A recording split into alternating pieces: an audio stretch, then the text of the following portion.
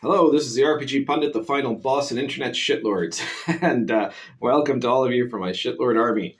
If you're not yet in the shitlord army, then feel free to subscribe and share the videos and hit like on the videos. See what you think about this one, and check out my other videos if you haven't yet. And then I guess you can decide if you're also on board with the movement. So. Also, check out all my products. You can see here the Gonzo Fantasy Companion, which is my latest book, 232 pages or so of fantastic random tables and random generators and all kinds of other material, including lots of weird items and weird creatures and all sorts of things that you can add to your own fantasy game, to your own world, or for playing in the world of Last Sun. Especially good for that, my 10-year-long DCC campaign. Invisible College, modern occult role-playing, and of course Lion and Dragon, medieval authentic role-playing. So check all of those out and all my other products too, including the RPG Pundit Presents series on PDF. You can pick up some product from the RPG Pundit Presents line from anywhere between $1 and $4.99, $1 and $4.99, and so it's like you're buying me a coffee, but you're also getting something in return. So be sure to check all of those out. Okay, so today I'm bringing up a topic that I've spoken about in certain ways before, but there was some discussion recently on Twitter regarding game design and ideas about game design, and there was, once again, certain people that were trying to apparently make the argument that, Dungeons & Dragons is bad game design. And see, this has been something, this isn't new, right? Like, it's been pointed out that this is something that has been going on for decades, right? Probably from like forever, basically. But more specifically, you had 20 years ago, you had the Forge, who were the people that thought they were going to revolutionize the RPG field by using intellectual and academic techniques to design perfect game theory, right? And so they came up with this game theory, and the first fundamental plan that they had was to suggest that Dungeons and Dragons is a fundamentally incoherent game, and then they went on to create this very sophisticated theory, GNS theory, they call it, that was supposed to categorize gamers and gaming and everything else. And they made a whole bunch of games out of those, and they were all disasters. None of them sold, right? So clearly someone did something wrong there, right? So what's the point of having game design theories that don't actually design playable games? There's no point in that, right? So I'm going to tell you guys today what I think is the most important thing, the most important game design rule you have to keep in mind, right?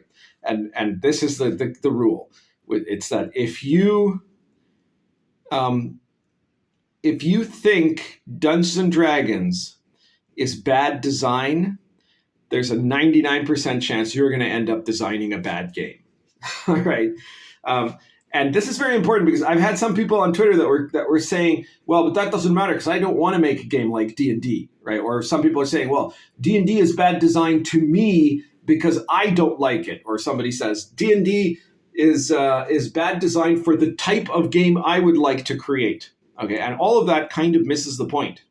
And the reason it misses the point is because people try to think about game design as if it was the creation of a computer program or something, as if it was something that you could work out by a series of objective formulas. And if you get that formula of game design, you're going to create the perfect games over and over again every time. That was what the Forge people thought. They were horribly wrong. And everybody who thinks that way has failed. Okay, so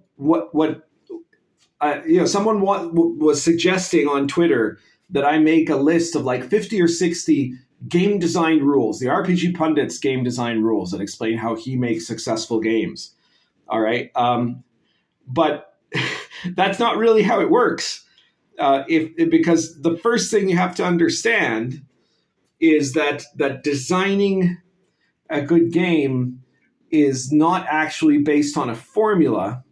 It's based on a concept. It's more of a craft than a science. And in that craft, the art of the craft is playability. Okay, so a game has to be played. A game that doesn't end up being used, that isn't being played, is by definition bad design. Now, it might have other virtues, but not for gaming, right? It might be a very pretty book. It might be a book that makes you feel good about yourself for having bought it because you got to virtue signal because it was created, I don't know, by disabled Lakota Indians or something like that. It might be a game that will get you thinking that you're cool because it's got like all this edgy avant-garde art stuff or punk rock type stuff. It might be Morgborg, in which case you're performing charity by buying it. Like all of those are reasons that theoretically you might end up having this book on your bookshelf, but it doesn't mean that it's going to be a good game to play, right? So in all of those cases, as design, it's still bad design, right? There were some Forge games, for example, that sold a lot, relatively speaking, but they were almost never played. And in fact, their theory was so flawed that most of their games couldn't be played as more than one shots, which is completely defeating in the context of claiming to be part of the RPG hobby, right? So this is the first thing to keep in mind. So a game that you want to make has to have playability. And then the question is, what is good or bad playability? And in that context, Dungeons and Dragons is very clearly good design. It has to be, right? It has to be because it has consistently for 50 years been the most played game in the world. Right? So obviously it works. The method of it works. And you might not like it, but don't confuse your dislike of Dungeons and Dragons for an objective perspective that it is bad design. No, it's not. And you might say, oh, but it's ridiculous. There's rules all over the place, especially the old school editions and all of that. It's got a bunch of crazy stuff. You can't say that's good design, pundit. Well, yes, you can, because here's the thing. If that is the most successful RPG in the world, then obviously elements of what make it up are actually the elements of good design. Okay, you have to take that as your model. Now, that doesn't mean that all of your games have to be Dungeons and Dragons, obviously. Obviously, you're not just, if you're thinking in terms of design, you want to make a different sort of thing, right? Now, it doesn't mean you even have to be part of the OSR, right? But it certainly can help if you choose Dungeons and Dragons as your starting point and then build from there the changes that you wanted to make, right? So that's what you get with Lion and Dragon or the Invisible College or any other OSR game. And that's something that has really worked. The reason the OSR was the most successful design school in all of RPG history and the Forge was the least successful is because one of them said Dungeons and Dragons is our foundation stone, and the other one said Dungeons and Dragons is incoherent and shouldn't be played, right? So that's the difference right there. So you can certainly make the OSR games, right? But even if you're making a game and you don't want it to be based on D&D, you still have to look at what are the components that have made D&D successful. And I've seen over and over again people talking about their, supposedly professionals or academics or whatever, talking about their theories of game design. And almost always their theories of game design or their supposed tips on how to make a great game are wrong, and they're wrong because they sound good, but they're actually they actually have in testing they don't work that way, right? So there's a lot of people that will complain, well, Dungeons and Dragons has a bunch of all these weird sub mechanics in it, right? That's why it's bad design. No, apparently that is an element of good design, okay? Because people like to play those. So you have to figure out, okay, now maybe not everything nobody's saying D&D is not the perfect Paragon game, okay, in none of the editions. We're not talking about nonsense like, from cult members like the BroSR here. But what we're saying is that the general concepts in D&D are actually the elements of good design for the RPG product, if that's what you're trying to make. If what you're trying to make is an RPG, then D&D is as an example of good design. Doesn't mean your game has to end up looking like D&D, but it means that is an example of good design. So you want your design to not be too far contrary from what Dungeons & Dragons is. And so, for example, the fact that Dungeons & Dragons has a bunch of weird subsystems. Okay, now some of those are famously better than others, right? The first edition grappling rules are just ridiculous, and the first edition psionics rules are pretty bad, and there have been various of those over the years, of those sorts of situations, and of those sorts of weird mechanics. And, for a while there, the thought was, oh, no, what you want to do is streamline. Like D20 was meant, it didn't quite really do it actually, but it was meant to try to streamline D&D and third edition, to streamline it into one single mechanic, right? The D20 roll, right? And it never quite worked out that way because there were still other things that you did, like with percentage checks and, rolling a D6 or whatever, like there's all kinds of exceptions to it, and even in third edition. But it also, it didn't actually end up making that game better than the earlier editions. There were other things that did make it better. For example, instead of using descending, you used ascending AC, right? So, but you still have AC, right? You still have the same basic concept in combat, right? There's some, because again, another thing is where people will think about Dungeons and Dragons and say, well, the combat system makes no sense, right? And then their answer will either be, depending on what end of the no sense spectrum they have, they will either say, oh no, so my system would be like this super sleek, abstract combat system that gets resolved in one roll, Okay, nobody wants that, actually. And then the other guy goes, no, mine is going to be this like super realistic system that I'm going to have different categories of wounds, and there'll be different hit location tables, and it'll take 5 to 10 minutes to play 1 second of combat in the gun in a gun fight or something like that. And nobody wants to play that either. Okay, that those are extremes that unless you're doing something very specific to genre, is going to make for a less successful game because it is farther away from what D&D does. Now, you don't have to do a D&D game. You certainly don't have to do one with descending armor class and rolling a d20 against to hit armor class 0, or any of those sorts of things. You don't have to have like 10-second rounds or anything like that, right? With 6 segments. But what you need to have, or what you should have if you want to have a really successful game, is a mechanic that finds the same kind of balance between some complexity and sufficient abstraction at the range in which Dungeons and Dragons operates. Doesn't mean you have to use the same rules. You can do something different. It could be very different. It could look in a very different way.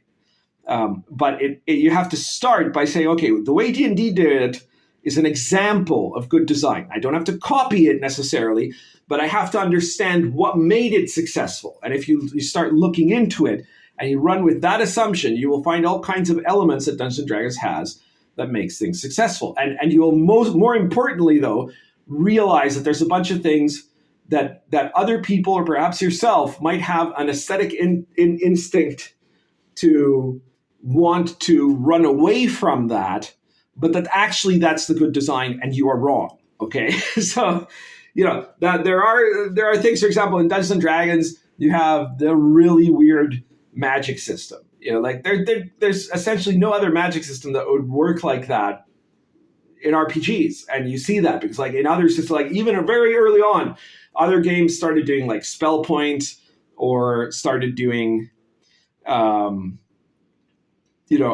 kind of mechanics where you'd have to do skill checks or something like that in order to do magic. And only D&D has the Vancian memorization, which isn't even really Vancian because it's not how the memorization worked in Vance. The Gygaxian memorization, basically, of spells for clerics and magic users alike. And obviously, you don't have to copy that. what you have to understand is that kind of resource management of spells is not necessarily a bad idea. Now, there can be many ways to handle that. So, for example, in my games, neither the Invisible College nor Lion and Dragon use the Vancian magic system. I've completely replaced it, and which is a bit of a bold movement for OSR, right? But nowadays has become more and more acceptable. DCC did it first, right?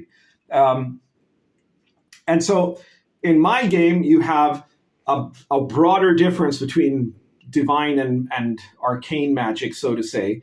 And you have a spell check method of generating, and you have a lot of ritual magic, and my magic there is based in Lion and Dragon's case on medieval, on what medieval people thought medieval magic worked like, and in the Invisible College's case, it's based on what people in the modern or postmodern era believe magic works like, what occultists believe it works like. So it has a very authentic spin to it.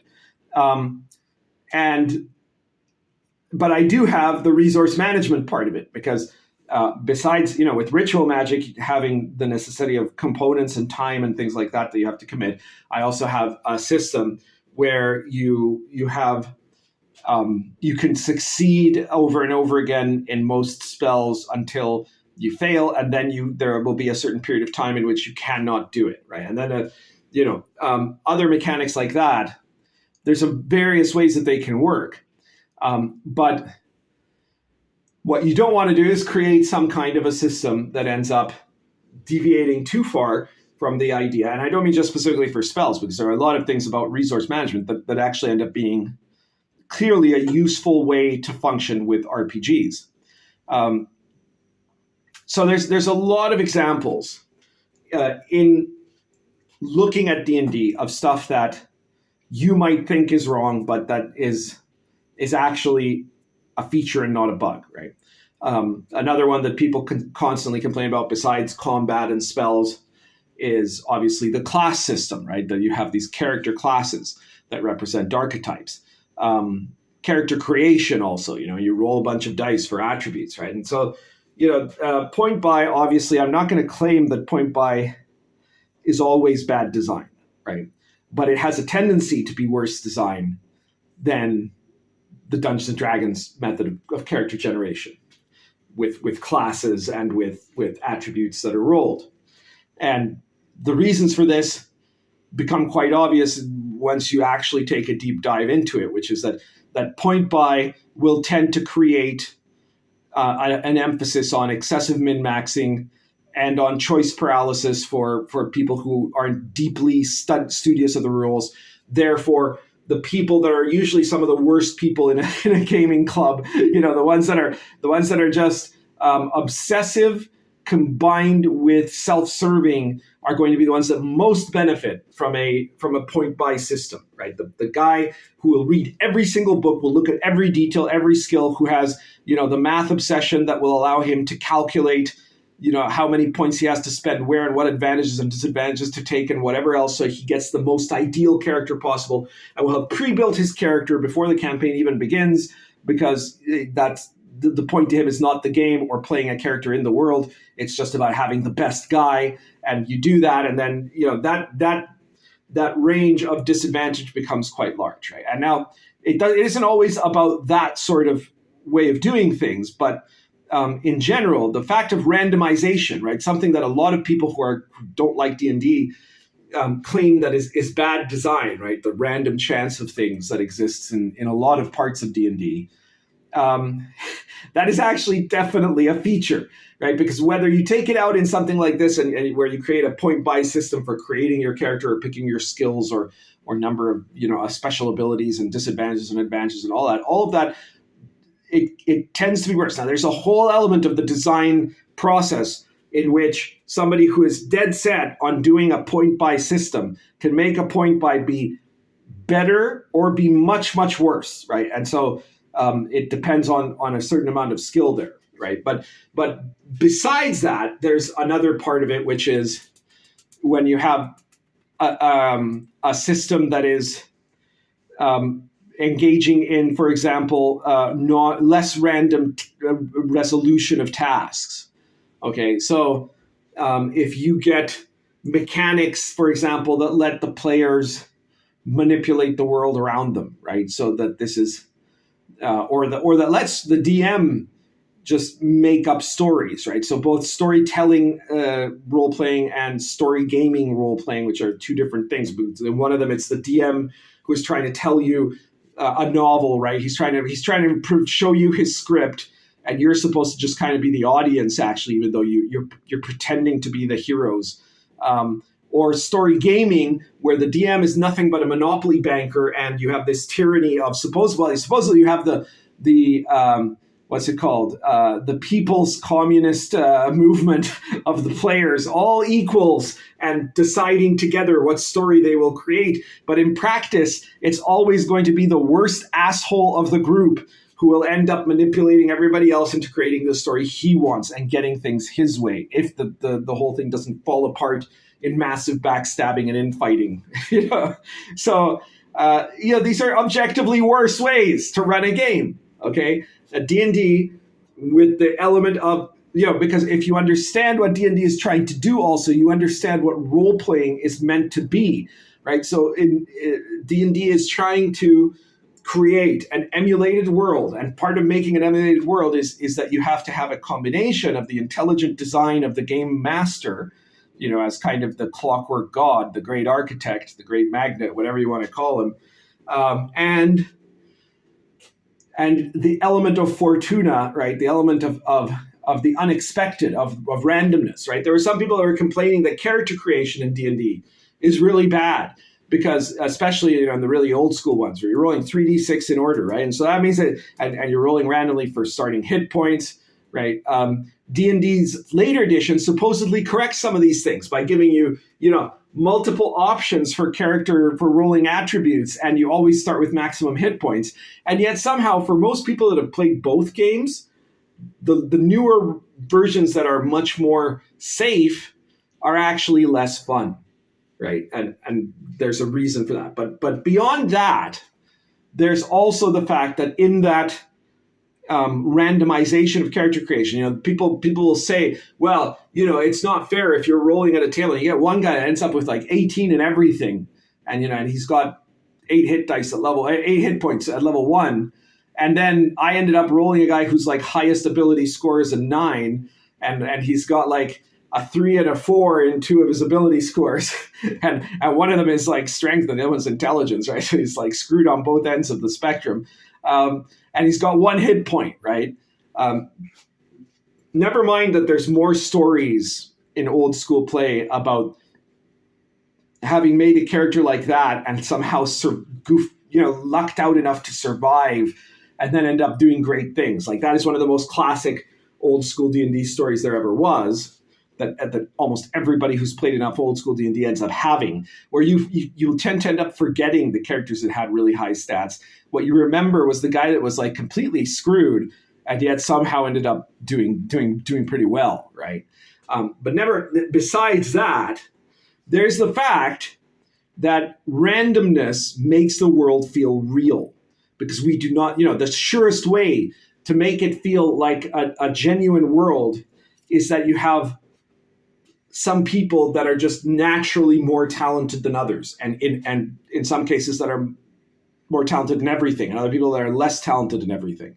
And so all of this is part of the emulation of the world, which is part of the point of good RPG design. You have to, and a good RPG has to allow you to effectively emulate a world and then to generate immersion, right? So the less stuff you have that gets in the way of immersion, the better.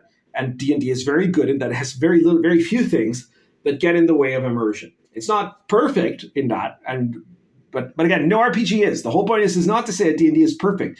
The point is to say that D&D is an example of the standard of good design, and then you can do better in certain things, and you can do better for certain stuff, right? So you might be saying, well, I don't want to make a game like D&D. Okay, you don't have to, but you have to understand the principles that make D&D good, and then you can use those same principles, making a very different game, a game that will look mechanically very different.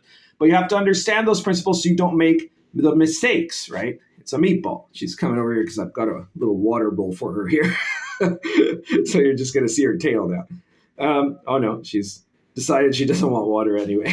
Okay, so you've got to understand the standard of design that is D&D, and maybe you say, well, but I don't actually like to do these. I don't like the way these mechanics in D&D work. I don't like D&D, right? But that still doesn't mean that it's bad design. It means that you have to find a different way to make those designs, and you don't have to like everything about D&D, right? Like if we're talking about like old school D&D, there are obviously some things that later on became better that were corrected. Not everything has gotten worse. I'm not saying it's the paragon, right? Again, perfect example is ascending AC versus descending AC, right? It's generally become clear that's a very niggling point, right? Like it's a very minor detail. In general, what happens is when you try to change some of the more fundamental things about how D&D works and what it does, things get worse, right? So you have to think really hard if you're going to do something that isn't very much like D&D about how to not make it worse. And that can happen. Once in a while, it might happen by accident. There might be some games that are very unconnected with D&D that end up being really, really good. Sometimes it happens by a very talented creator, right? But the fact is most games that intentionally go out of their way to not be like D&D end up being worse than D&D. And most of them end up being a lot worse. Some of them not so much, right? You've got some games that were intentionally kind of an anti-D&D that ended up having some success. Now, sometimes those successes aren't always because of system, because system is not the only thing, right?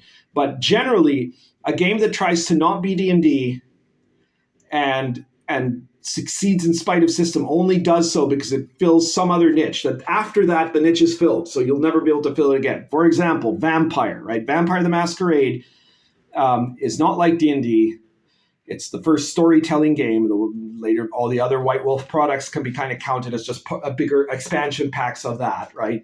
And Vampire the Masquerade is not a good system. It's not even a good system internally because it doesn't really do very well what it's meant to do. It's not a good system for reflecting vampires. You have to basically ignore the rules half the time, right? Because like what it says that 3 successes does, or having 6 points in something, or 5 points, I forget which, what that's supposed to mean you're able to do, you're just not able to do by the dice if you roll it. So it means that the mechanics were always very wonky. It didn't succeed because of the mechanics, though.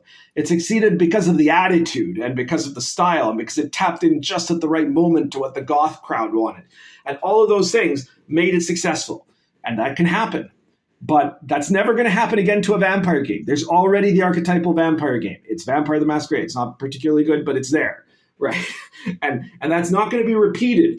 So if you're going to make a vampire game now, you've got to make one that's actually mechanically better, that's going to be more appealing, right? So you have to go back towards good design principles, and good design principles always end up being centered on what is it that has made D&D successful. I guess I don't want to keep going here because I've been talking about this for half an hour. Somebody said, "Oh, you should give your explanation of everything about designing good games." And I'm like, "Well, I think that would take a little more than like the 20 to 30 minutes I usually do my videos for, But this is a place to start. Start with that. Ask yourself about what it is. Like, try to think really hard about all the different components of Dungeons and Dragons and what it is about them that makes it actually an appealing game, a good game, a game that has consistently managed to keep people playing it for all this time. And do not try to wipe that away by saying, "Oh, well, it's just because it was first." No, there's tons of stuff that was first that ended up getting swept away, right? If it was just because it was first, we'd all still be doing searches on Alta Vista, right? Or it's just because it's the most popular, right? It's just because it's the one that most people play. Well, but there's again lots of stuff that got kind of moved away from that, right? And it could very easily go in a completely different direction, right? If it was an inferior product, or if it was made into a very inferior product. So we've seen editions that have really hurt D&D. We haven't seen one done so badly that it'll kill D&D. But nothing will kill D&D because the original is still going to be there. That's the thing. So you've got to think of it from those principles. I guess that's everything for today. Again, please share this video anywhere you think people find it interesting or anywhere they'll be pissed off about it. And hit the like button and subscribe if you haven't subscribed, and check out all my products. The links to all my products are in the description of this video below. So take a look, find something you like. If you want to support me, the best way to do it, I mean, I've got a kind of Patreon, but that's only for people who either never want to buy one of my books or have bought all of my books already. And just, but they like the cut of my jib or something like that. But if you want to support me, the best way you can support me is by buying my products, which you're going to find are all really good games. Playability has got to be the first thing you care about when you design a book, and it always is for me. So I'm always going to want my book to be as playable as possible and as fun as possible. And within that, incorporating the things that it's meant to have, whether it's, Gonzo weirdness or serious medieval authenticity. And I kind of go on to I have a whole range there, So check those out, because that way you're supporting me, but you're also getting something that you can really use and that you can play and that you're going to actually be able to open up and apply in your games. Okay, I guess that's everything. Currently smoking Lorenzetti. What is this? Lorenzetti Hawkbill plus Argento Raices, Argento roots.